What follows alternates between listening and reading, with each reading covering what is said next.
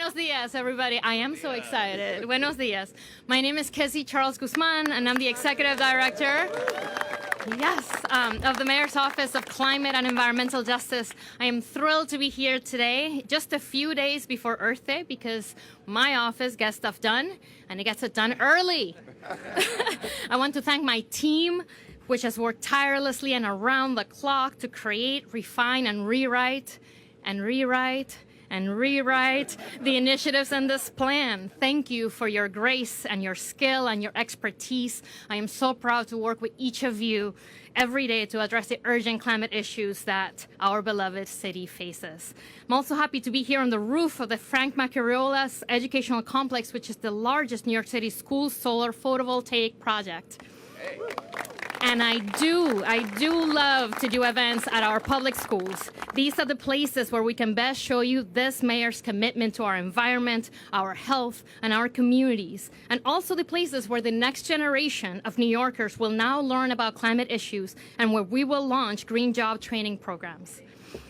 Attending a Brooklyn high school where so many of my classmates had asthma, we all knew that concern about our air and being distracted from learning because of our environment was part of our everyday lives. So I'm proud that this plan also includes new air quality monitoring, work to preserve and maintain our existing trees and plant new trees, work to focus on getting polluting trucks off the streets. These actions will lead to better health for all New Yorkers. Meanwhile, the solar installations here deliver immediate benefits to this community.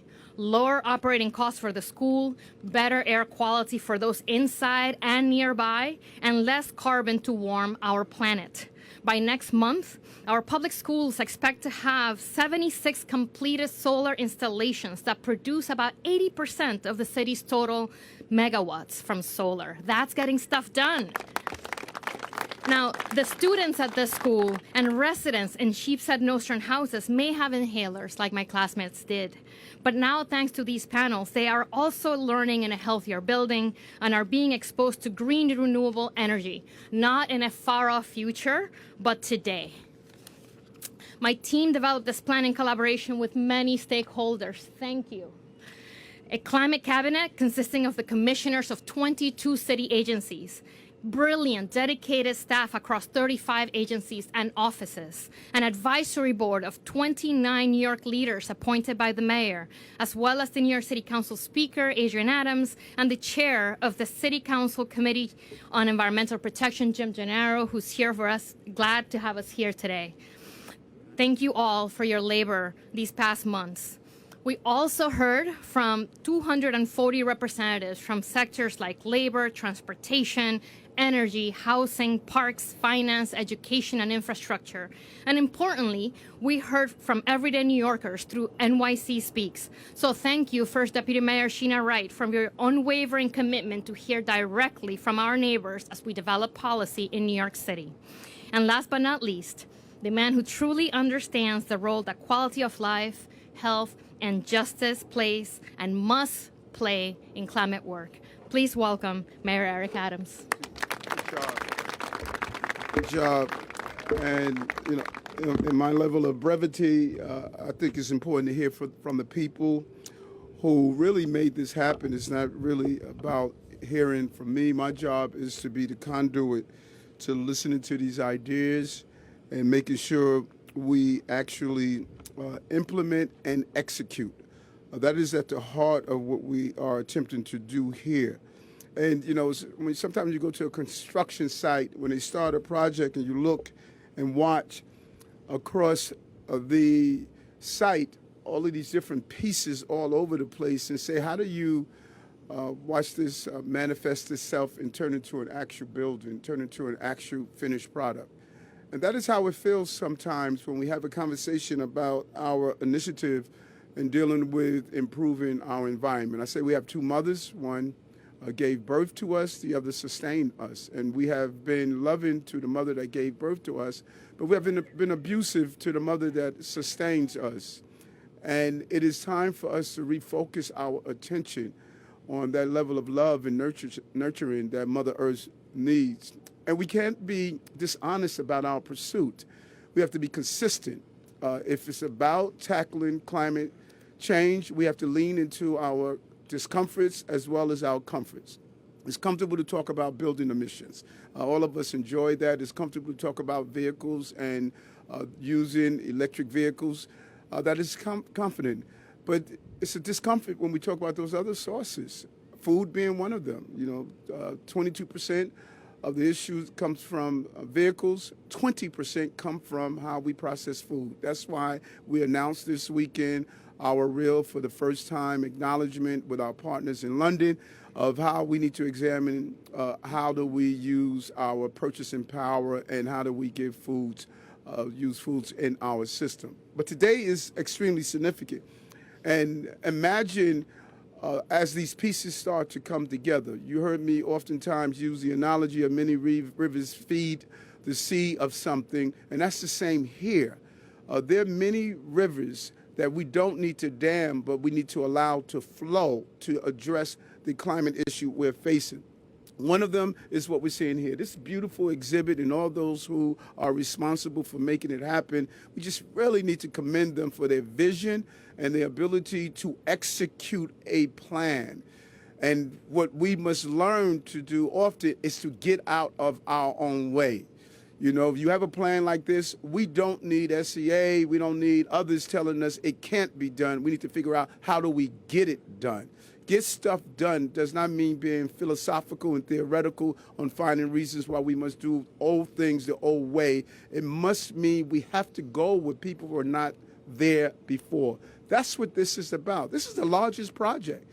And it is amazing as you walk around this project. Now, vision a future where we're not getting our chips to do this project from overseas, but we are connecting to what the president is doing around the initiative that's about to unfold in Syracuse, while jobs of creating the chips will be right here in our country, where the children who live in this community will be part of the installation, the building of the solar panels. They go into the school here to leave with certifications on how to build out an initiative in a project like this in every school building in our city and on the rooftops of NYCHA. So places where you're having real issues around asthma, you are able to create the technology that's going to prevent it from occurring. That is what we are moving towards in our initiative under the leadership of the individuals who have been committed, like Kizzy and Red and others who are part of this project. This is an exciting moment.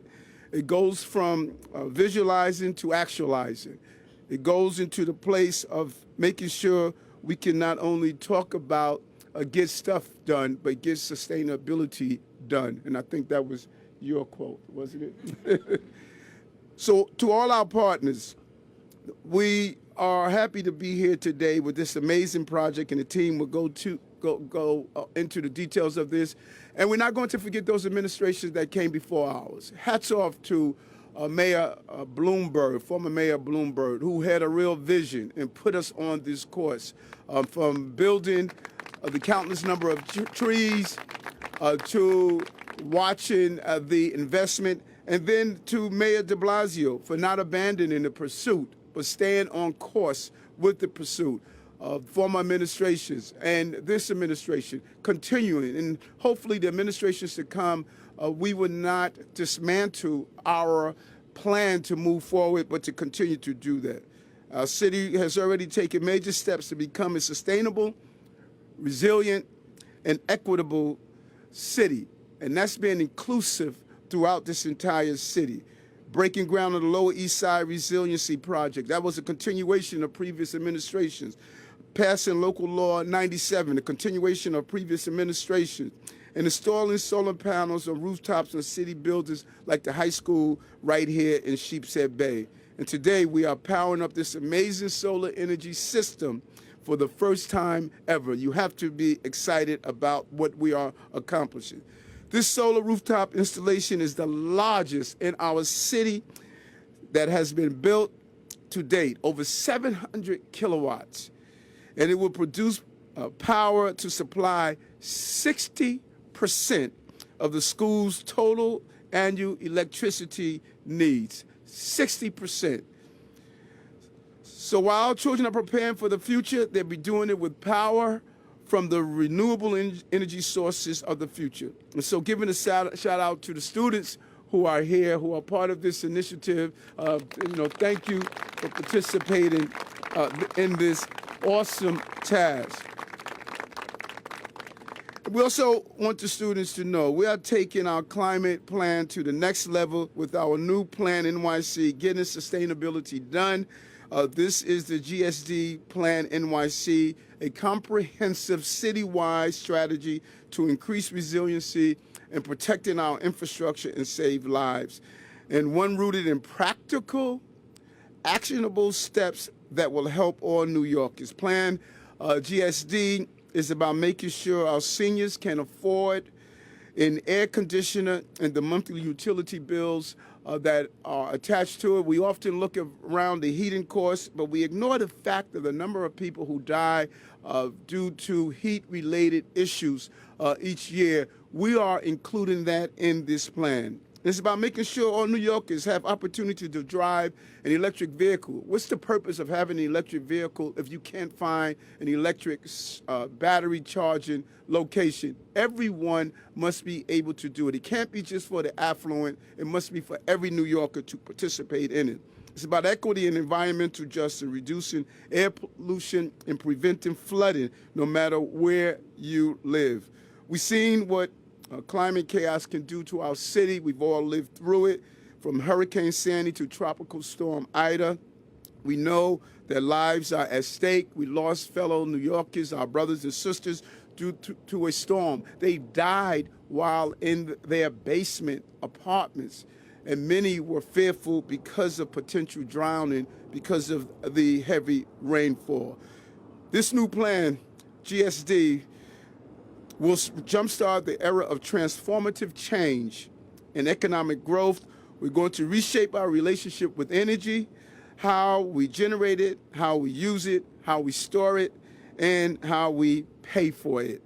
We're putting New York City at the center of the green energy startup now. These green jobs are available for our young people, like our Block Power initiative, justice-involved young people who found themselves on the wrong side of the law are now being trained for green jobs. It's an amazing initiative with over $50 million in investment, and we are bringing on employees of the future, investing in innovation and invention so that today's climate solutions becomes tomorrow's economic powerhouse. New York City should lead the way on the inventions and employment. It should be done here. And supporting the energy tech of the future include wind power, biogas facilities, and solar power. We're expanding our electric vehicle charging network across the 5 boroughs so that every New Yorker can have the opportunity to have an electric vehicle. And we're passing a new zoning amendment called City of Yes for carbon neutrality. That will make it easier for everyone to build green, reduce carbon emission from our transportation network and building stock, and create green jobs for the next generation. We put climate infrastructure like this solar panel around us today on every viable city-owned building. That's the goal. Cut our city's food emission by 33% by 2030. Ramp up our transformation to a zero-waste economy, reduce air pollution, increase the availability of healthy, locally grown food, and most importantly, protect New Yorkers from coastal threats.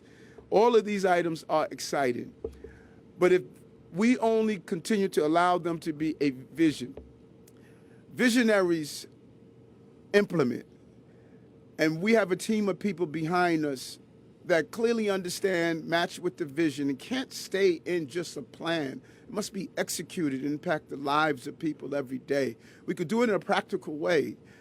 That is our goal, and that is what we're going to accomplish. And so to the entire team behind me and to a deputy mayor that really understands what this means to the future of our city, I want to personally say thank you. And some have been through, again, previous administrations.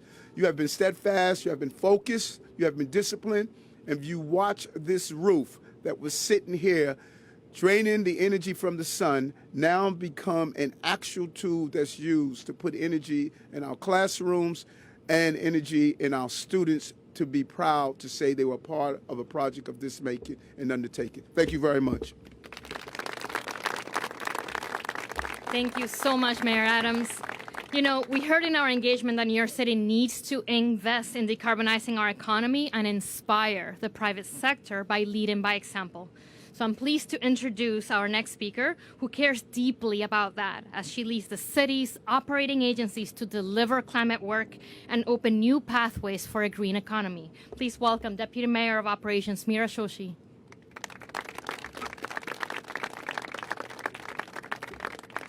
Thank you very much. And because the sun is providing so much energy for this school, I'm leaving my glasses on.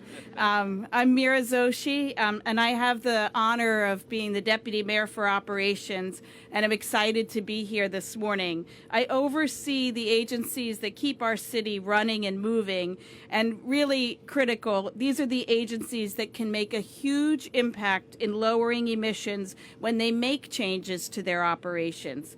They're, in fact, the city's infrastructure that creates foundational opportunity for incredible progress towards our climate goals. It's our everyday structures and our everyday services. It's our roads, 7,000 miles of them, our bridges, almost 800 of them.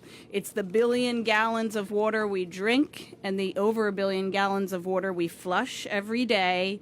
It's the 30,000 acres of parkland. It's the 12 tons of trash that today we send to landfill, but that doesn't mean that's what tomorrow looks like. So there's incredible opportunity in the city's basic foundation to make an incredible change in New York, and for us and for our future. So I want to highlight just a few aspects of the plan, and we'll have other speakers come up and highlight other ones. But I want to focus on a few of them, the green jobs and green economy. So today's plan is not just about creating the engines that will make for a better climate, but the people who will run those engines and how do those jobs become careers. Our green economy is growing. It's bringing jobs to our city. 1.7 million green jobs have been added to New York State since 2019. The state is investing $500 million in offshore wind infrastructure and industry development. Today, 61,000 people are employed in energy efficiency industries across the 5 boroughs. New York City private sector will spend about $20 to $30 billion in retrofitting buildings by 2030. Estimated to expand the green economy to over 230,000 jobs for New Yorkers by 2030, and 63% of New York State green jobs require enhanced skills, so we need to be investing in our people in New York City so they can do the work for the planet.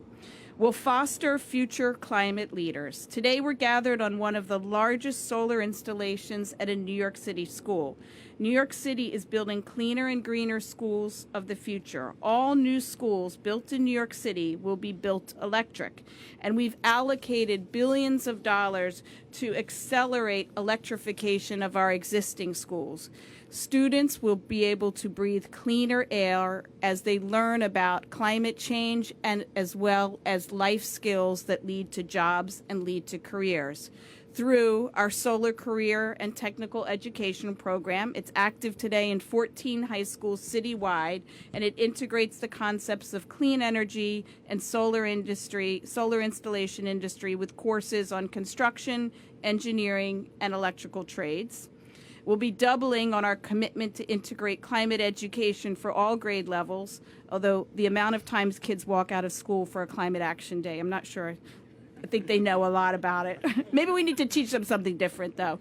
And it'll be on green jobs training and placement for our high schoolers. We're also going to address our circular economy, since all on a road to become a self-sufficient city. A truly self-sufficient city means yesterday's pavements becomes today's street. So we'll continue to invest in DOT's nationwide leading asphalt recycling plant. The food scraps that you set out on your curbside on Wednesday can transform into renewable biogas to heat homes by Friday through the nation's largest composting program that is in the midst of being launched. Fallen branches and trees in New York City parks become pristine wood to build out new park benches in a matter of weeks through Parks' Woody Debris program. A circular economy makes economic sense. It also decreases our reliance on fossil fuels and emission-intensive activity. Production of recycled asphalt avoids 2 million miles of annual truck trips to carry milled asphalt to a landfill. And turning our food and yard waste into energy assets and nutrient-rich soil keeps a third of our waste stream out of the landfill. And that's money saved as well as emissions reduced. But to become a true circular economy, we need to look upstream, the point of production, and make sure the items that New Yorkers buy or rely on are made with recycling in mind from the start. The Waste Reduction and Recycling Infrastructure Act at the state level would do this. It would make manufacturers responsible for reducing waste and increasing the recyclability of their paper and packaging products, lowering the cost for New York City and ensuring that more products don't have a second life and don't end up in a landfill. Today, the city, which means taxpayers, which means all of us, pay for manufacturers' irresponsibility in this area. The cost of unrecyclable material are passed on to us through our tax dollars and the amount that it costs our sanitation department to deal with it. But with the passage, which I know will happen with all of your support that are sitting here today, of the Waste Reduction Act, we can make those manufacturers either make a change or pay us for the cost difference. Then that would end up being hundreds of millions of dollars coming back to New York City every year. So call your state legislator, advocate for the passage of the Waste Reduction Act. We're also want to be, and I know we will be, the first East Coast city to pilot zero and low emission zones. That's something that's being done in Europe, and we need to replicate it here in the United States. Today, we're announcing that New York City will be the East Coast's first city to pilot a low-emissions freight zone to focus on overburdened neighborhoods with the highest concentration of truck traffic. The city will study mechanisms, incentives, and other methods to catalyze a shift away from polluting vehicles and commits to piloting the zone by 2027. As mentioned earlier, we can't encourage people to buy EV cars if there's no way to charge them. So we're also making the bold commitment to have every New Yorker within 2.5 miles of an EV charger by 2035 and ensure that those EV charging hubs represent the density of the community and the demand of the community that they're placed in. We're making moves to electrify our city fleet with a goal to roll out, and our EV infrastructure in the city, with the goal to roll out 1,000 curbside stations planned by 2025 and 10,000 by 2030. We're also announcing the reactivation of New York City's Marine Highway to move freight off the road and onto water by 2025. Thanks to funds that we got through RAISE grant opportunities in the federal government, we are activating 6 waterfront sites across the city with enhanced docking infrastructure to create maritime freight and a distribution network. We're also mobilizing more last-mile freight door connections through more cargo bikes on our streets and lower emissions. And just to give you an example of what an effect that has, if we reach our goal of enhancing our cargo bike fleet, it's the equivalent of adding 250,000 trees to New York City. So these numbers are nothing to play with. We're working with our state on a common sense approach to congestion pricing, incentivizing public transit, walking and biking, providing essential revenue to fund regional transit, and accelerating low and zero emission vehicle use, and improving our air quality in environmental justice communities. And for those New Yorkers who must drive, as I mentioned, we're going to make sure the infrastructure is there for all of you. For some of our highest mileage road users, such as our taxi and for-hire vehicles, the city will launch a Green Rides initiative so that companies like Uber and Lyft must be zero emissions by 2030. So again, I want to reiterate the thanks that Kizzy started out with to all the people that make this possible. It is the action is behind action is a lot of hardworking, thoughtful public servants, advocates, electeds, and community members who understand that together we can make a huge difference. Today symbolizes the start of it, and I can't wait to see the future. Thank you very much. Thank you so much, Deputy Mayor. So many critical actions in this plan, but to really explain how this plan is different and focused on implementation, I want to introduce my partner in this endeavor, someone who is so passionate about the city getting its fair share and ensuring that all projects are climate projects, the Chief Climate Officer and Commissioner of the Department of Environmental Protection, Rit Agarwal. Thank you, Kizzy, and thank you, Mr. Mayor and Deputy Mayor. As the mayor said, so much has changed in the world of climate action in the 16 years since the city first released its first sustainability plan, Plan NYC.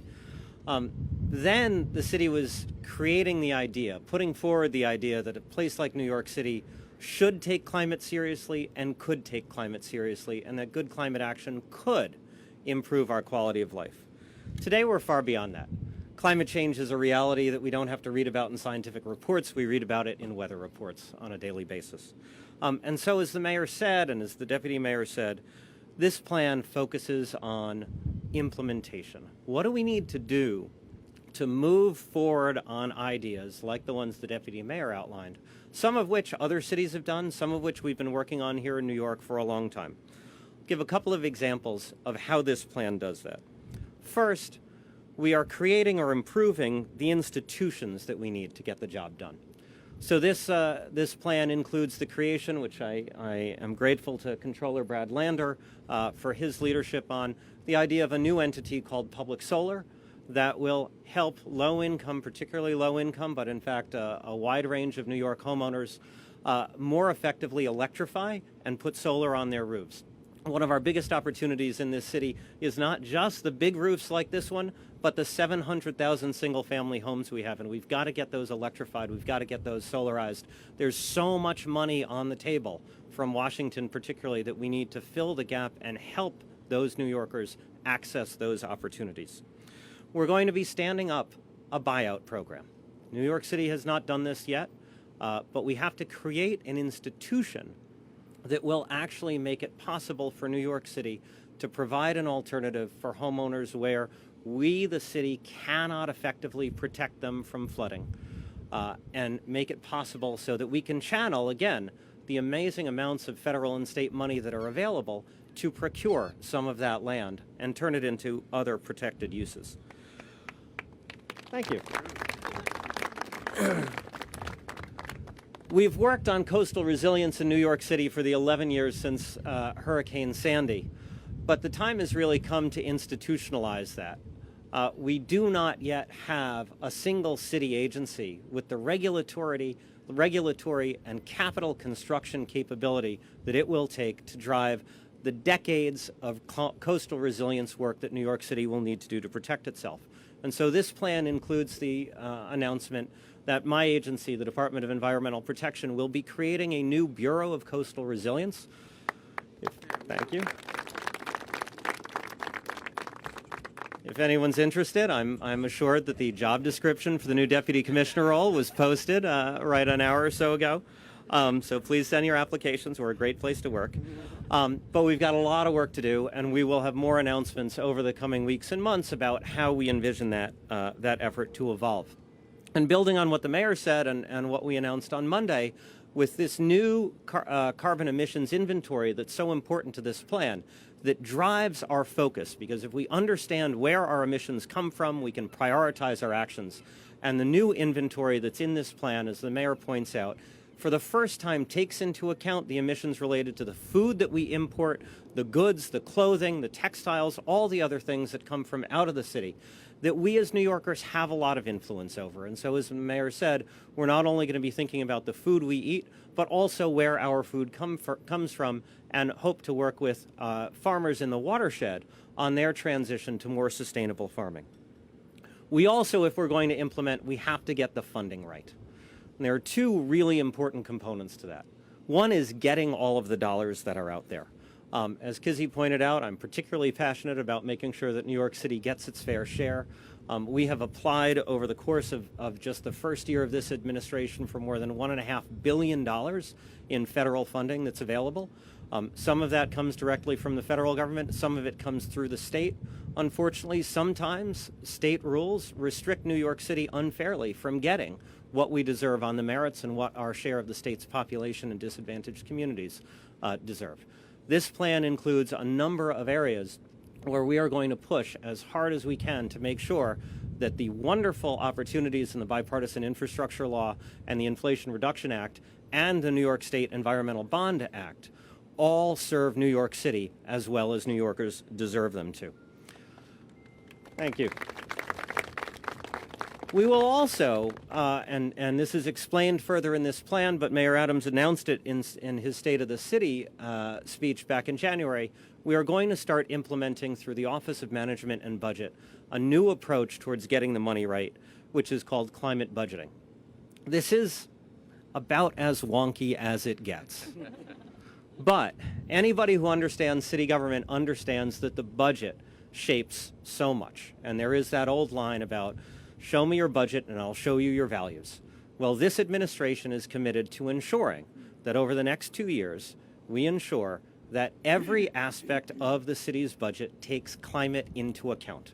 The Office of Management and Budget, one of the most powerful agencies there are, we all live in fear of them, all my fellow commissioners, as we know, will now engage agencies on the carbon impacts and the consistency of their budget requests with the city's overarching climate goals and with Plan NYC and our overarching sustainability initiative.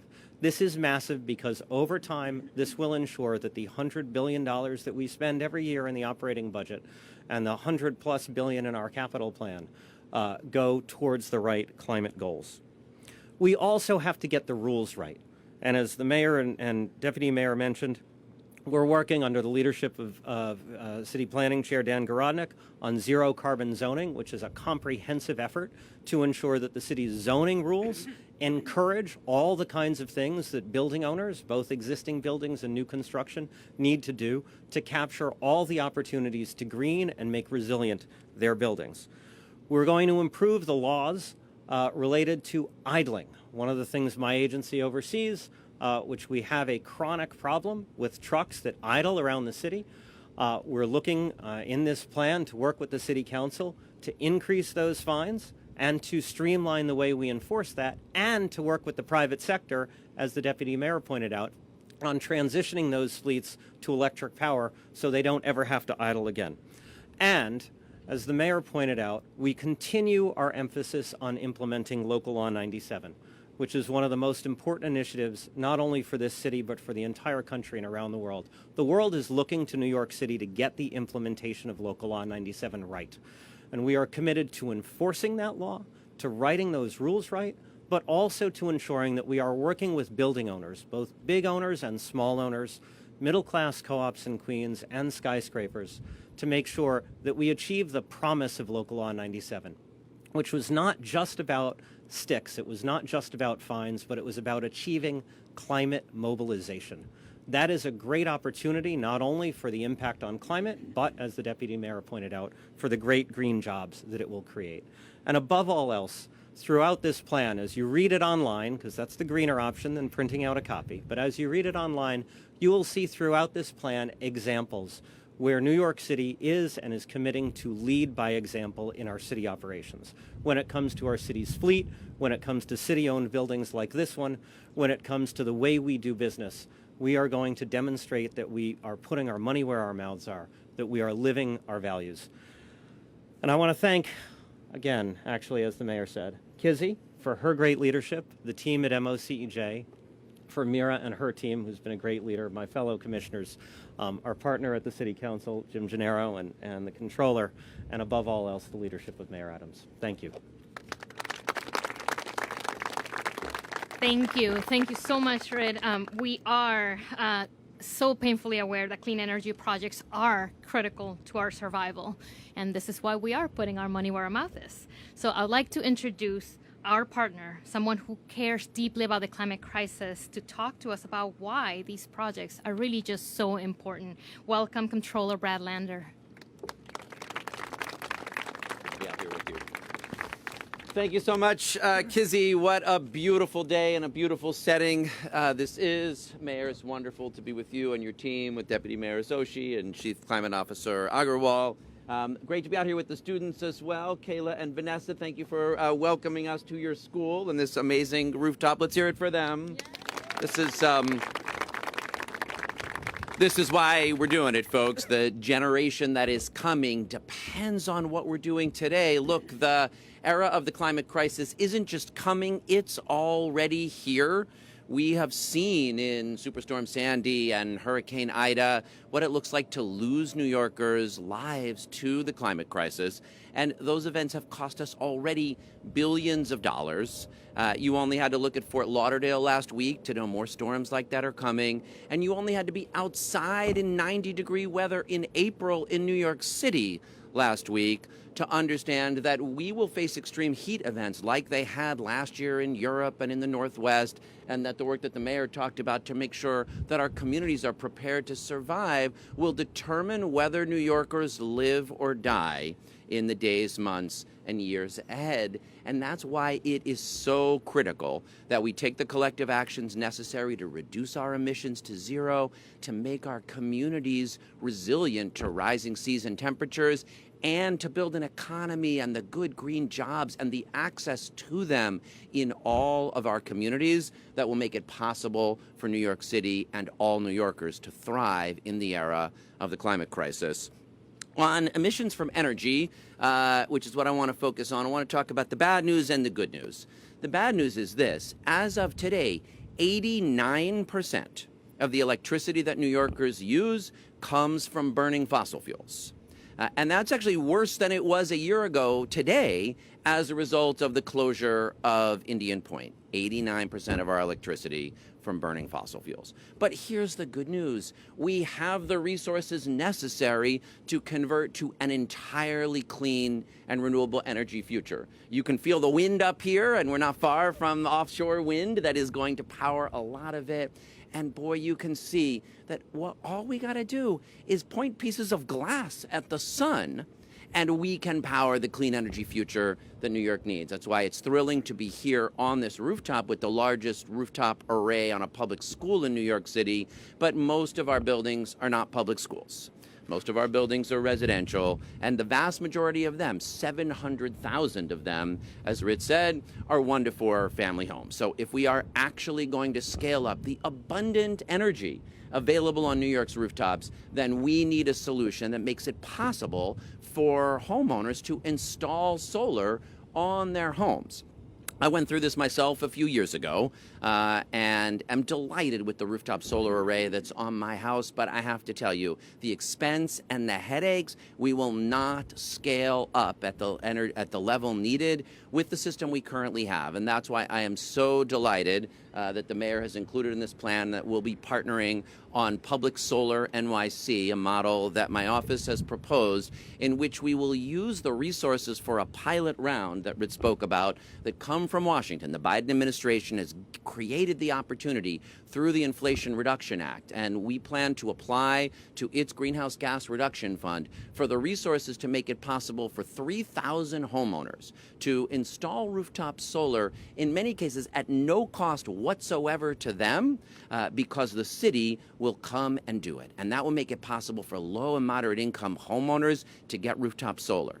That'll make it possible for us through contracting to create good green jobs and to work with folks like Green City Forest and Solar One and make sure that public housing residents and residents of environmental justice communities have access to quality green jobs installing that solar. And it will make it possible, after proof of concept in that pilot round, to scale it up to the scale of the abundant rooftop energy that exists in New York City. We are really excited to be partnering on Public Solar NYC.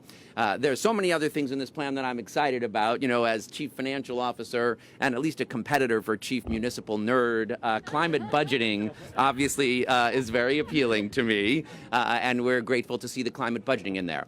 As a neighbor of Red Hook, I'm delighted to see this focus on the first low emissions zone in New York City. So neighborhoods like Hunts Point and Red Hook, I don't know if you've been, but there's like 6 different last mile facilities with trucks going in and out. out, how can we say we're taking leadership on climate if we don't protect public housing residents and low-income folks in communities like that from emissions? So that is an exciting model. And as somebody who spent a lot of time out after Superstorm Sandy in the neighborhoods that were hardest hit, I'm really happy to see that we are taking resilience seriously, that buyout program, which is not easy to start piloting, is getting created, and that we are serious about what's necessary to help communities be resilient in the era of rising seas and temperatures. Finally, earlier this month, we partnered with the administration and with 3 of the city's 5 pension funds on the most ambitious net zero implementation plan of any public pension funds in the country, $180 billion that is saying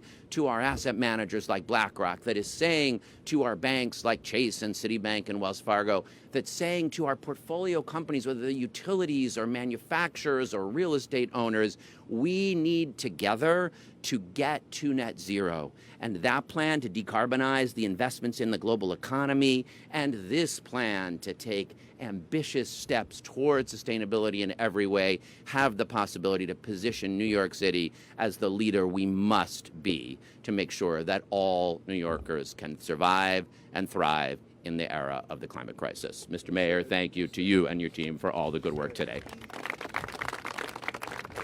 Thank you so much, Comptroller Lander. You know, I love hearing these stories because we cannot get sustainability done without stories. And so I want to take a quick moment to thank the principals of the complex that were here today, the green team at the schools, the students, the teachers at the schools that are really sharing, ultimately, stories, right? This is how we're going to build the next generation of ambitious climate projects. And speaking of stories, there are many of them highlighted in our plan, so I look forward to you guys reading it. And my friend Tanya Gale has been working on one thing that we heard over and over in our Sustainability Advisory Board engagement and from the mayor, which is the need for good paying jobs for our neighbors.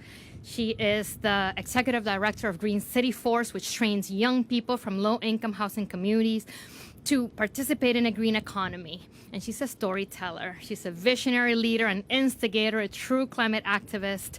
Her work is actually about New Yorkers' relationship with their physical environment, which is a theme that is central to Plan NYC. Please welcome my friend, Tanya Gale. Thank you. Good morning. Good morning. I'm Tanya Gale, Executive Director of Green City Force and a member of the Mayor's Office of Climate and Environmental Justice Advisory Board. I'm happy to be here today to celebrate the release of the Adams administration Plan NYC Getting Sustainability Done, New York City's Strategic Climate Plan. The board is a blend of public, nonprofit, and private sector representation, which has led to inputs from all aspects of New York City in order to inform the way forward for a just, healthy, and resilient New York.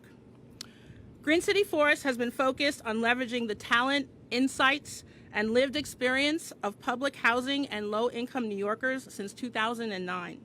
We train young leaders to power a green and inclusive economy through service. Our program participants drive climate and sustainability transformation in some of the hardest hit environmental justice neighborhoods while building workforce skills.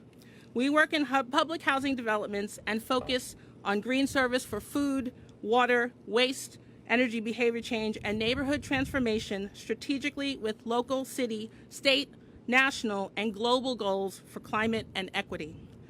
Plan NYC sees the value of expanding green jobs for young New Yorkers like the ones I work with. It has initiatives that prepare public school students for careers in the green economy. It has new talent development programs, and it uses climate research and workforce hubs to grow jobs. The young people I work with transform their physical environment and at the same time are transformed by it. Plan NYC encourages the growth of new Green City forces. Thank you to Mayor Adams, Deputy Mayor, Climate Chief Officer Ritt, and of course Kizzy for your equity-focused leadership.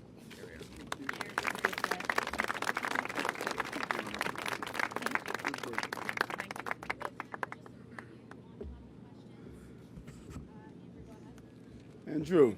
Mayor, one of the things you talked about is how important it is to take something that's a plan and make it reality. When Mayor Bloomberg talked about Plan NYC in 2007, he said that a central component of it was congestion pricing, which 15 years later does not exist. So what assurances do you have for New Yorkers that what you're announcing today won't be talked about on a rooftop 15 years from now as something that does not exist? This rooftop right here is clearly a reflection of looking at a vision and going from being visualized to actualized. This is an amazing feat, and it took the combination of DOE, the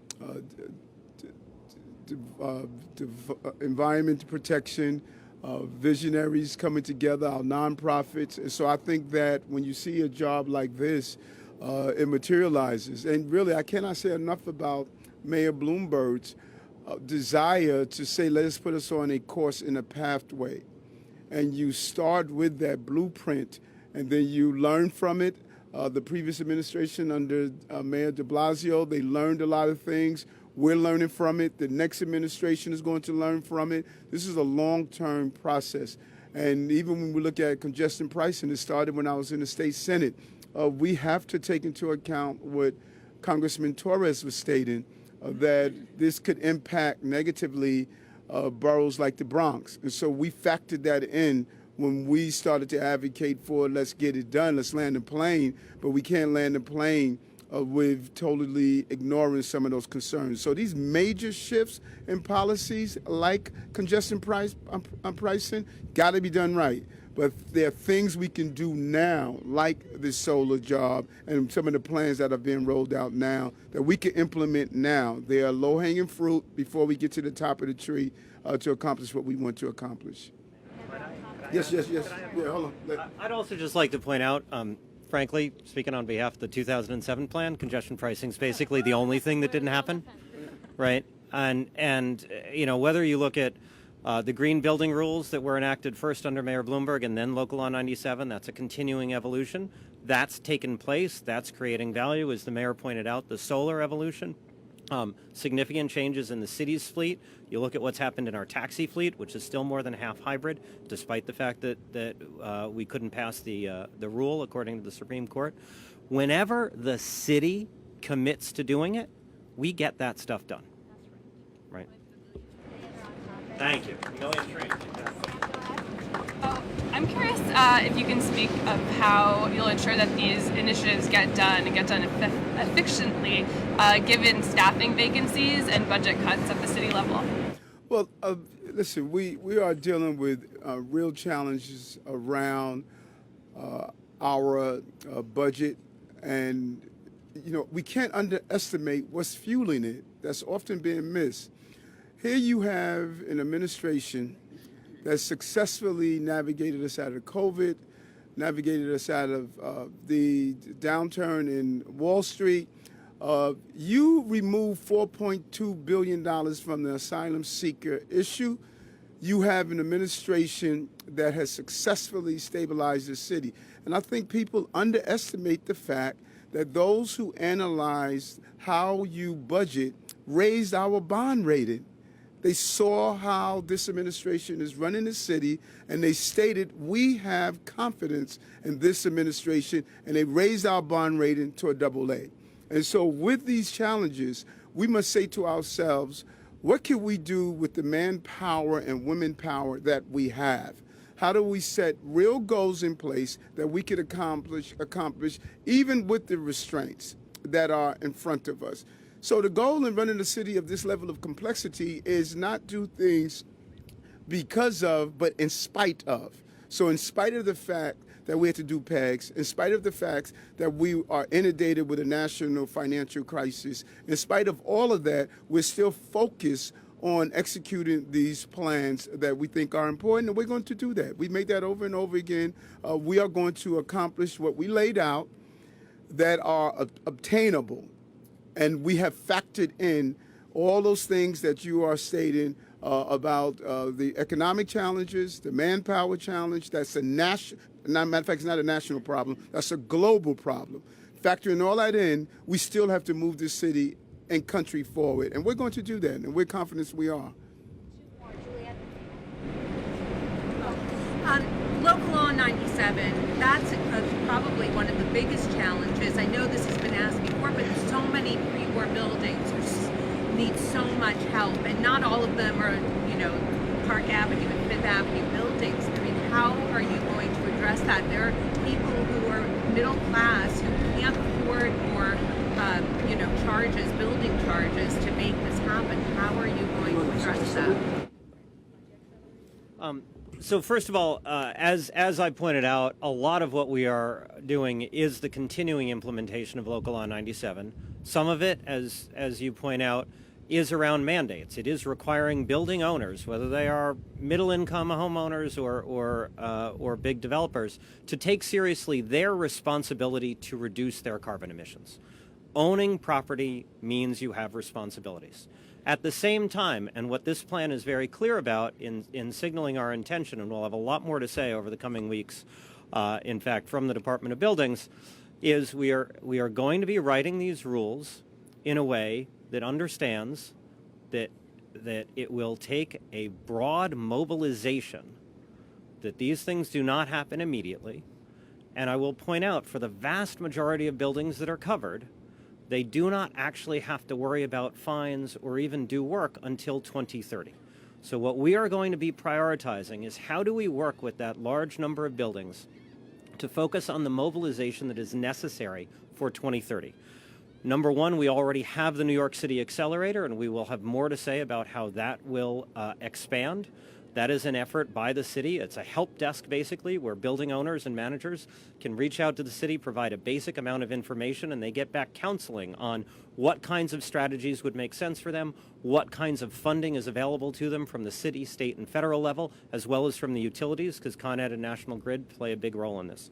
We are also committing to looking at additional ways to help buildings do this. Again, we'll have more to say on that coming forward, but we've heard loud and clear that we have to have a combination of carrots and sticks, that this can't just be about beating people over the head. It has to have that combination, but it doesn't mean we are any less serious about achieving the goals that Local Law 97 prioritizes. And before we do that, and part of when I am moving around the city and I speak to 1 to 4 family homeowners, and I said, are you aware of Local Law 97? They said, what is that? Because we communicate in this vacuum. Everyone does not wake up in the morning and say, hey, let me read about Local Law 97. Because people are dealing with their own trauma, their own crises. They're trying to figure out, we're saying, how do you make sure your home is environmentally friendly? They said, I'm trying to figure out if I'm going to still have my home.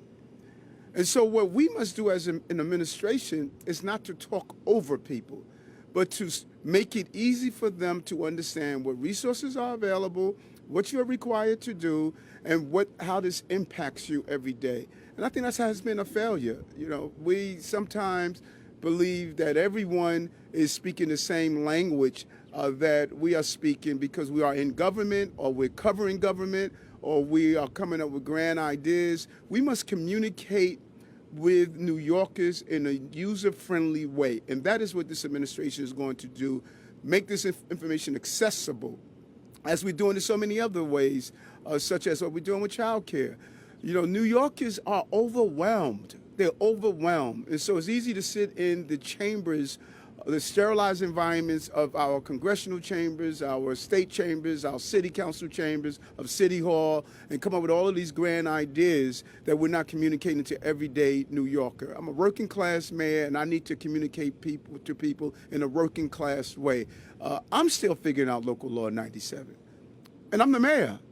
So imagine what the mailman is trying to figure out, or the messenger is trying to figure out. Let's communicate with people where they are, and that's what this administration is energized in doing. Thanks. Actually, I have 2 questions. First, this public solar pilot, you guys hope will touch up to 3,000, small residential buildings. What are your thoughts on how long it will take for the rest of the 700,000 residential buildings, given the gravity of the crisis? And then secondly, Rick, can you talk a bit about the buyback program, its contours, how much money you'd like to see invested in that, and where you might like to target which neighborhoods? So a lot of the questions have reflected the challenges that barriers present, and there are a lot of them. That's the reality of the climate crisis. We need massive change, and the barriers are at a lot of levels. For 1 to 4 family homeowners to install rooftop solar right now, there are a lot of barriers. This kind of gets to what the mayor was saying. It's great for you if you can do it. But right now, you're going to need to come out of pocket with some of your savings, and then you're also going to have to apply for all the tax credits, navigate with the buildings department. It's a very complicated process, and that's unfortunately why it's been quite slow. Single-family, 1 to 4 family home, rooftop solar installation uptake is slow.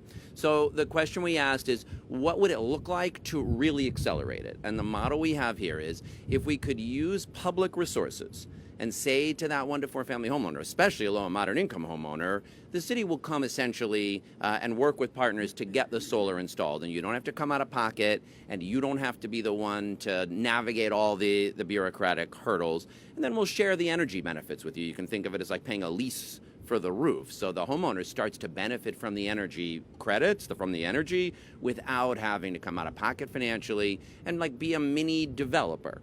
But we need proof of concept that that will work. We think it looks really good. We're excited about the model, but we can't scale it up to all 700,000 homes without making sure it works first. The Greenhouse Gas Reduction Fund, which is a part of the Inflation Reduction Act, will give us the resources to pilot the program. I think, based on what I've seen, that it's going to be really successful, and that some of those 1 to 4 family homeowners who don't necessarily know the other things we're talking about will be really excited that they start getting some money off their energy bills every month. They'll be excited that those kids from Green City Forest come and get jobs installing solar on their roofs. Now, then we will have the challenge of scaling it, and we've got some thoughts on what the resources would look like to do that. That's part of the public solar concept. But first, we want proof of concept from this pilot program, and then I really do think it's something that we could scale up dramatically. And just one last thing to add to what Controller Lander said. So much of the challenge is not about the money, right? It is about that product market fit, where how do you explain it, how do you get the communication, as the mayor said, so that you can attract people. And if we can get this right, the 3,000 is what we know we could do with the resources that we are pretty confident we can get from the federal government. But once you start that ball rolling, you can raise other money, whether it's public or private. And so I think our first job is to make sure we can market well. To your question about buyouts, we're not focused yet on any specific neighborhood. There's a lot of work going on around the city, and including at DEP and at the Mayor's Office of Climate and Environmental Justice, to identify the risk of different parts of the city and what we need to do to protect different parts of the city. That will inform where we actually do buyouts. What we came to appreciate in learning from some of the other successful buyout programs around the country is that there's a lot of infrastructure. Before you decide, here's where I want to make offers, you have to set up an infrastructure to counsel people, to make sure that they aren't doing it in a vacuum, that they can find their alternatives when they make that decision. And so that's what we're going to start, is how do we build that institution that can enable us to do this? There are some legal challenges, because of course it takes the city. We have to go through ULURP whenever New York City government buys property, and we have to think about how we either address that or work through it or work around it. And then, the most obvious promising place is that the $4.2 billion Environmental Bond Act that New York State voters approved last year includes $250 million for buyouts. New York City is 44% of the state's population and 59% of the state's disadvantaged community. By my math, that means we should get at least $125 million from the state. If we don't, I would consider that highly inequitable. I had one thing here. Let me just add one thing here in response to Dana, because I do feel like one thing that Hurricane Ida did is changed our thinking about what vulnerability to the climate crisis looks like. And an extreme heat wave would do that as well in a different way. So I think these questions about how we pay attention to what's vulnerable, what we can protect and make resilient, but also how we think about where we can't. I know many of you have talked to those Ida homeowners on some of those blocks that flood over and over and over again. So there's just really important work to figure out how to have those conversations thoughtfully, be mindful of what climate risk looks like, and stand up programs that are responsive to it. off topic on garage, Mayor? Just on the garage update, sir? On topic, so you can write about this. We can do both. Oh, when?